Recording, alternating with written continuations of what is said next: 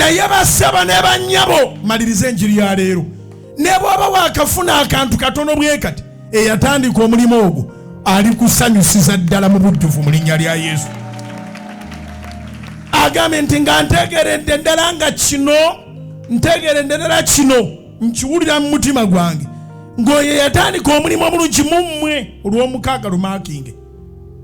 Oyo yatandika omulimu omulungi mu mmwe ali gutuukiriza okutuusa ku lunaku lwa Yesu Kristo.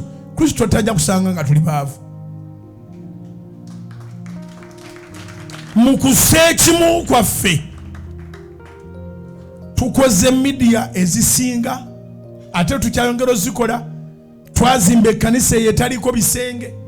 Tomanyi na kumanya Mukama kye yatuwa okuzimba ekkanisa etaliko bisenge nti tusisinkana omuntu gyali.